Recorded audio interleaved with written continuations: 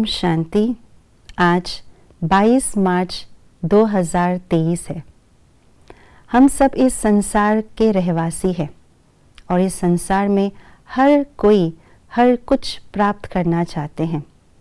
हम ब्राह्मण बीके होने के कारण से हमारे जो प्राप्तियां है वो अविनाशी होनी चाहिए और अविनाशी प्राप्ति की शुभ इच्छा रखना ही चाहिए। तो कैसे होंगी अविनाशी प्राप्ति, आइए जानते हैं आज के स्लोगन द्वारा। एक बाप को अपना संसार बना लो तो अविनाशी प्राप्ति होती रहेगी। एक संसार शब्द में सब कुछ समाया हुआ होता है। अगर इसको गहराई से सोचे, समझे और देखे तो संसार में, एक व्यक्ति के संसार में क्या क्या होता है। व्यक्ति का एक संसार होता है अपना माँ बाप भाई बंधु यानी उनके संबंध। संसार में जो दूसरा चीज़ होती है वो है कपड़ा, रोटी और मकान, जिसको हम कहते हैं वस्तु। और तीसरा है उनकी धन दौलत, पोजीशन यानी कि इज्जत। तो सार रूप में देखें तो संसार माना व्यक्ति, वस्तु, इज्जत। इस रूप से व्यक्ति को संसार में क्या प्राप्ति होती है, इन सब चीज़ों से व्यक्ति यानी संबंध द्वारा उनको प्यार, मोहब्बत, सहयोग, सहानुभूति आदि प्राप्ति होती है।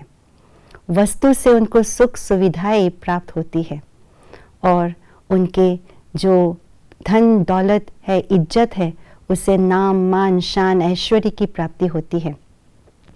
परंतु ये सब नश्वर है, क्षण भंगुर है, विनाशी है और इसीलिए वे अपनी इच्छाएं एक के बाद एक इच्छाएं उत्पन्न होती रहती है मन के अंदर।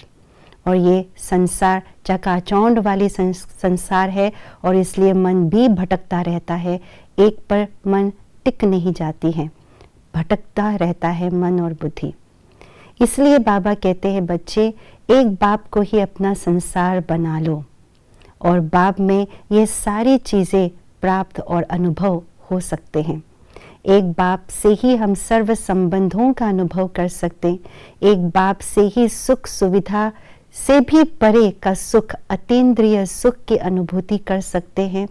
और एक बाबा के साथ हम अपना संबंध जोड़ लेने से जो बाबा से प्राप्त स्वमान है, उस स्वमान में स्थित होने से सर्व का मान स्वतः ही प्राप्त हो जाता है, सम्मान प्राप्त होता है। यही है अविनाशी प्राप्ति जो हमें बाबा से प्राप्त होते हैं। और इस अविनाशी प्राप्ति को मन इतना ऊंच अनुभव कर लेते हैं कि मन तृप्त हो जाता है, मन में बिल्कुल भरपूरता की अनुभूति होती है।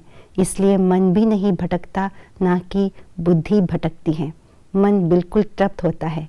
ये है एक बाप को संसार बनाने का फल स्वरूप। इसलिए दुनिया जो स्थूल संसार है, उसे संसार को एक बाप में समेट ले, एक सार स्वरूप में समेट ले तो एक बाप से सर्व अविनाशी प्राप्ति हो जाएगी।